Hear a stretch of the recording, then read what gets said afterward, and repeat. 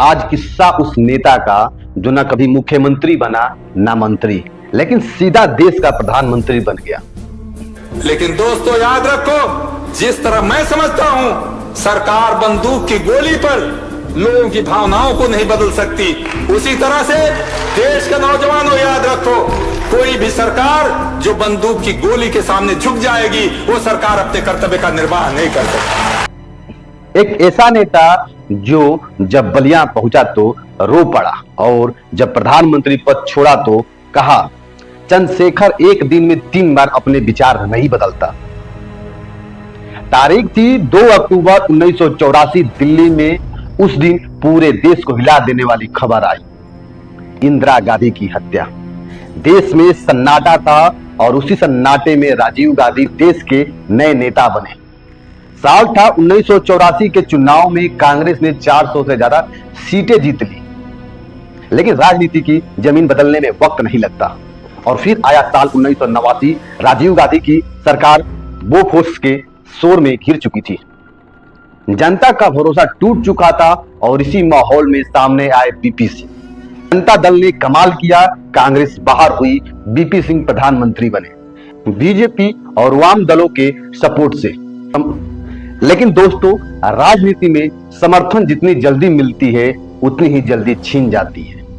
राम जन्मभूमि आंदोलन, अडवाणी की रथ यात्रा और बिहार के मुख्यमंत्री लालू यादव ने कर दिया गिरफ्तारी।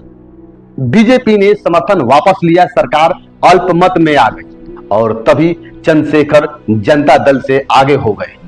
सिर्फ 64 सांसदों के साथ नई पार्टी बनाई, समाजवादी जनता पार्टी। राजनीति में अब मोड़ आया। राजीव गांधी ने चंद्रशेखर को सपोर्ट दिया और बस वही पल था 10 नवंबर 1990। चंद्रशेखर ने भारत के 8वें प्रधानमंत्री के रूप में शपथ ली। एक ऐसा प्रधानमंत्री जिसके पास न बड़ा संगठन था न ताकतवर गठबंधन, लेकिन था सिर्फ देश चलाने का जज्बा। सिर्फ 4 महीने, हाँ सिर्फ 4 महीने के लिए प्रधानमंत्री रहे, लेकिन उस दौर जो आत्मसम्मान दिखाया वो आज भी मिसाल है। जब कांग्रेस ने आरोप लगाया कि राजीव गांधी की जासूसी कराई जा रही है, चंद्रशेखर ने सीधा कहा, अगर भरोसा नहीं है तो मैं पद छोड़ देता हूं, और उन्होंने इस्तीफा दे दिया। वरिष्ठ नेता शरद पवार अपनी किताब में लिखते हैं, राजीव गांधी चाहते थे कि चंद्रशेखर इस्तीफा वापस ले, उन्होंने मुझे भेजा मनाने के लिए, लेकिन चंद्रशेखर बोले, आप प्रधानमंत्री पद का उपहास क्यों कर रहे हैं? जाकर उनसे कह दो चंद्रशेखर एक दिन में 3 बार अपने विचार नहीं बदलता। क्या आत्मसम्मान था, क्या सच्चाई थी उस आदमी में? और अब सुनिए वो लम्हा जो शायद चंद्रशेखर की जिंदगी का सबसे भावुक पल था। 10 अक्टूबर 2006, बीमार चंद्रशेखर आखिरी बार बलिया आए। ट्रेन स्टेशन लोगों से भरा हुआ था।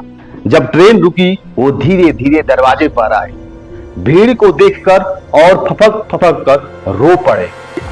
पूरा बलिया रो पड़ा उस दिन, क्योंकि वो नेता नहीं बल्कि अपने लोगों का बेटा था। यही थे चंद्रशेखर जो प्रधानमंत्री होकर भी मिट्टी से जुड़े रहे, जिन्होंने सत्ता को कभी अपना सिर नहीं झुकाया बल्कि अपने विचारों को सिरमौर बनाया। वो सिर्फ बलिया के नहीं बल्कि पूरे भारत के लोकतंत्र के सच्चे सिपाही थे। मैं गौरव और आप देख रहे हैं राष्ट्रहित। ऐसे ही किस्से के लिए बने रहिए हमारे साथ।